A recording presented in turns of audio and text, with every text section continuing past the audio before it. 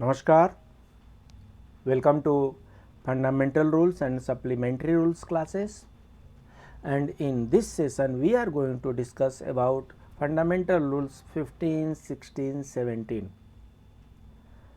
So, Fundamental Rule 15 is related to transfer of government servant to a lower post, 16 is related to subscription of pension fund, and 17 is related to eligibility to draw pay and allowances. So let us learn one by one.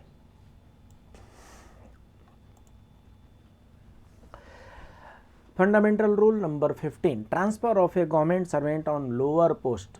जिस post पे हमारा selection हुआ है, जिस post पे हमारा joining हुआ है, जिस पोस्ट पे हम प्रोमोट हो गए हैं, उससे नीचे, उससे लोअर पोस्ट में ट्रांसफ़र करने के बारे में फंडामेंटल रूल 15 में दिया हुआ है। The president may transfer government servant from one post to another on account of inefficiency और misbehaviour. So the supreme power rest with the president, और डेलीगेशन ऑफ पावर जो होता है प्रेसिडेंट का, वो हेड ऑफ द डिपार्टमेंट के पास चला जाता है।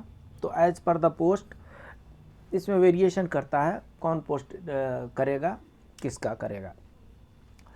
सो क्या होता है, अगर किसी गवर्नमेंट जॉब का, किसी गवर्नमेंट एम्प्लॉई का, उसका जो रेपुटेशन इतना ख़राब है कि उसकी इफ़िशियंसी जो है वो इनएफिशिएंसी में कन्वर्ट हो गई है, उसका बिहेवियर जो मिस बिहेवियर में कन्वर्ट हो गया है, और on his written request.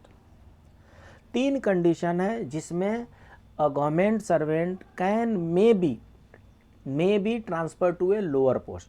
A government servant may be transferred to a lower post by president or the authority to whom the power has been delegated. The 3 conditions are on account of inefficiency, जैसा काम चाहिए वैसा कर ही नहीं रहे हैं, misbehaviour, जो behaviour है, जो कंडक्ट है वो ठीक नहीं है, नॉट अप्रिसिएबल है, और तीसरा ऑन हिज रिटेन रिक्वेस्ट।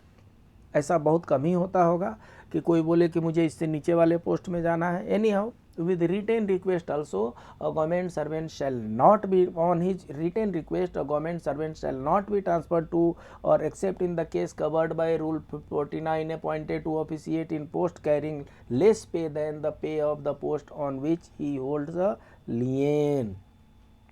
सो ये भी ध्यान रखना है कि जिस पोस्ट का वो लियन होल्ड कर रहे हैं उस पोस्ट के अनुसार ही उनका कंडीशन यहाँ पर अप्लाई होगा। जो बी था वो बी डिलीट हो चुका है। Fundamental rule 16, subscription of pension fund. A government servant may be required to subscribe to a provident fund, a family pension fund, or other similar fund in accordance with such rules as the president may by order prescribe. Subscription of pension fund, this is the called.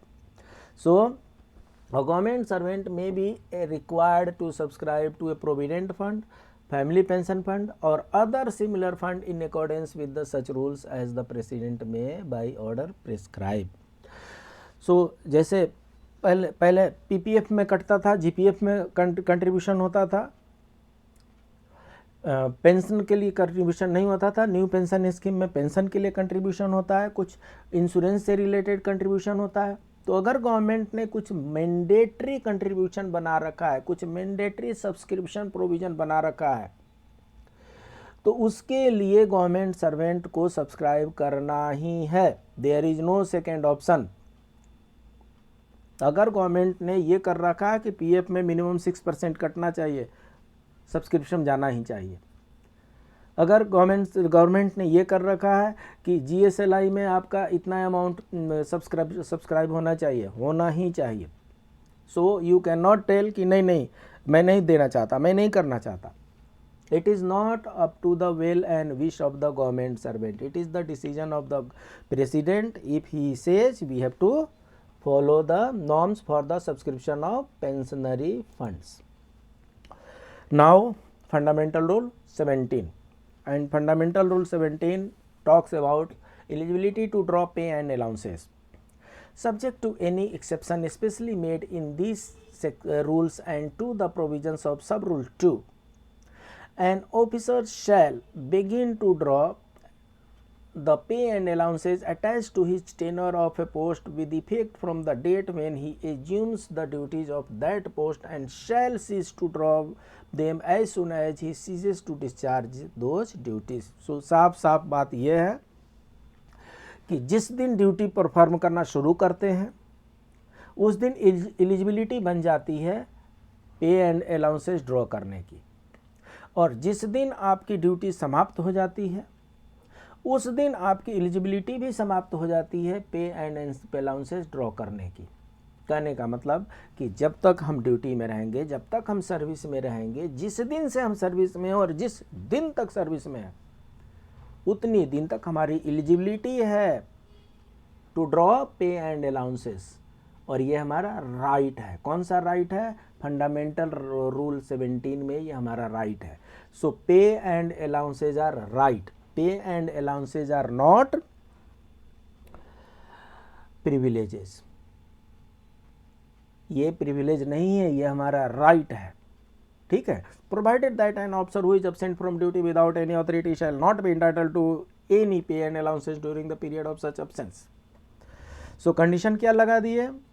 अगर absent हो गए, absent without any authority, absent हो सकते हैं। कब absent हो सकते हैं?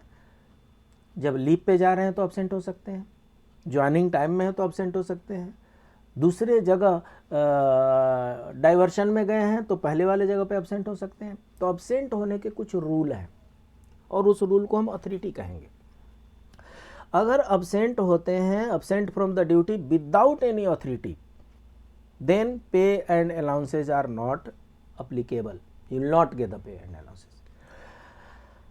फंडामेंटल रूल 17 का sub rule 2, the date from which a person recruited overseas shall commence to draw pay on first appointment shall be determined by the general or special order of the authority by whom he is appointed. So ये बात हो रही है overseas का।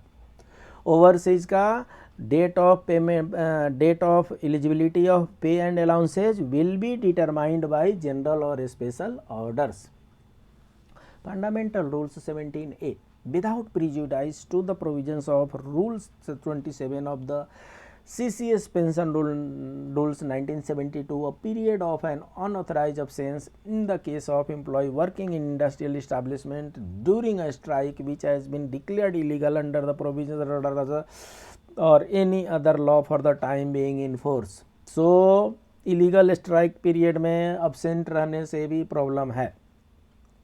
ये fundamental rule 17A में add किया गया है बाद में कि इन जो भी स्ट्राइक है, स्ट्राइक में इलीगल स्ट्राइक, लीगल स्ट्राइक अलग होता है।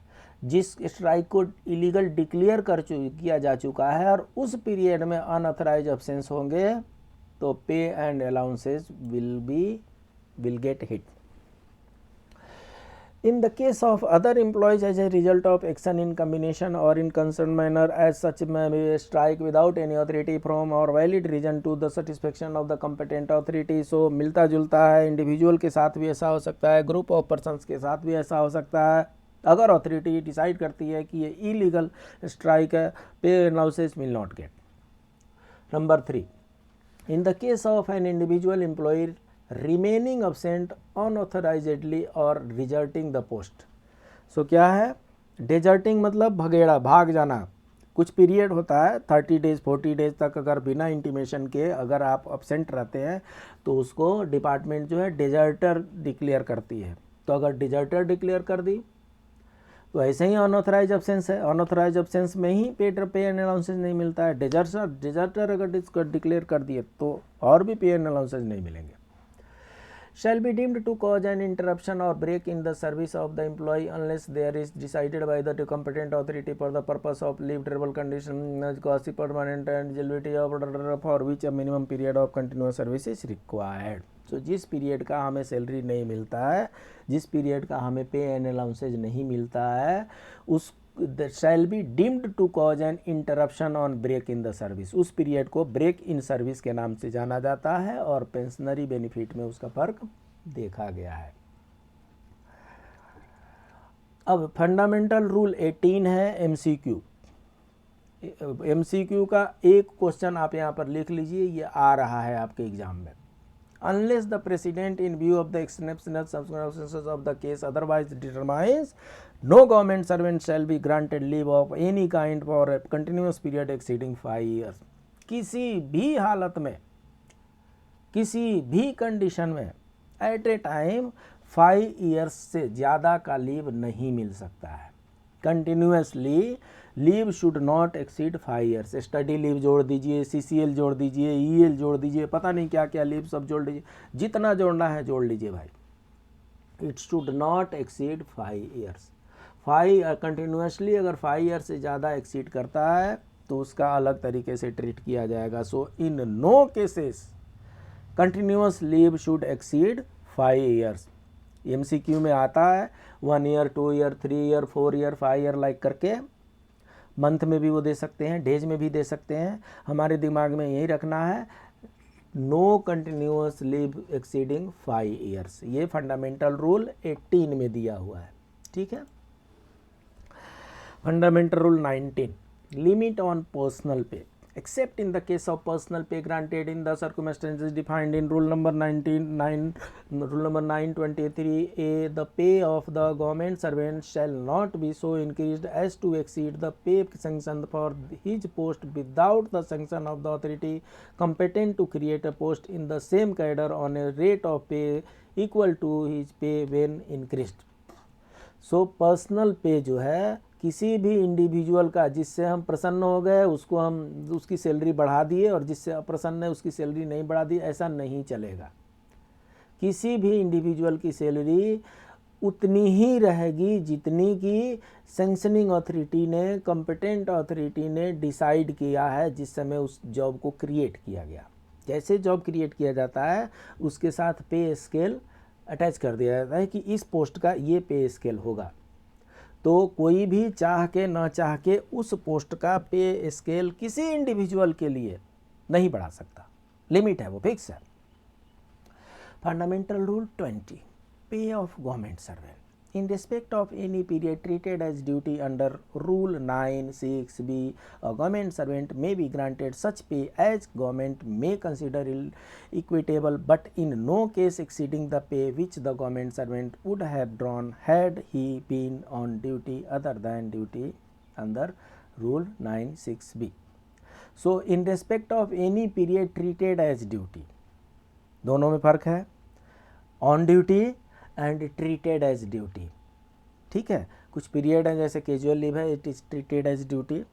तो जो भी पीरियड है जिसको ट्रीटेड एज ड्यूटी किया जाता है उसका जो सैलरी होगा, it should not cross the salary what he was drawing before that period.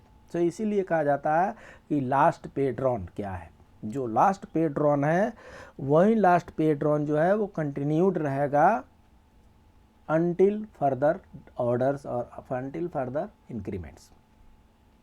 Fundamental rule 21 deleted, and fundamental rule 22 is related to fixation of pay. Fixation of pay on promotion on MSCP has already been discussed, and that video has gone viral. So those who have still some doubt, they can refer that video, that is fixation of pay.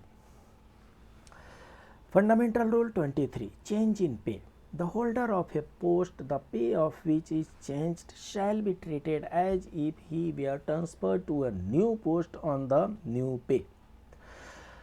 The holder of a post, the pay of which is changed, shall be treated as if he were transferred to a new post on the new pay, provided that he may at his option retain his old pay until the date on which he has earned his next or any subsequent increment on the old scale, or until he vacates his post, ceases to draw pay on that time scale. The option once exercised is final. So यहाँ पर change of पे में जब बात आती है तो हमारे पास क्या होता है, जब भी चेंज ऑफ पे का ऑप्शन आता है तो उसके साथ लगभग 1 मंथ का टाइम दिया जाता है। हमारा ऑप्शन एक्सरसाइज करने के लिए कि हम ऑप्शन 1 के साथ जा रहे हैं कि ऑप्शन 2 के साथ जा रहे हैं। और एक बार हमने वो ऑप्शन एक्सरसाइज कर दिया, दैट ऑप्शन इज़ फाइनल। उसके बाद से नहीं मुझे ये 1 नहीं 2 चाहिए, 2 नहीं 1 चाहिए, ऐसा करने से कोई फ़ायदा नहीं है। ऐसा फंडामेंटल रूल 23 में बताया गया है। आज का नीति श्लोक, जानियात प्रेषणे भृत्यान बांधवान व्यसनागमे मित्रम चापति काले तु भार्या च विभवक्षये। चाणक्य नीति के इस श्लोक के अनुसार सेवक यानी नौकर की परीक्षा तब होती है जब स्वामी का बुरा वक्त आता है। रिश्तेदार की परीक्षा तब होती है जब व्यक्ति मुसीबत में घिर जाए। मित्र की परीक्षा संकट के समय में होती है, और पत्नी की परीक्षा तब होती है जब विपदा आन पड़े।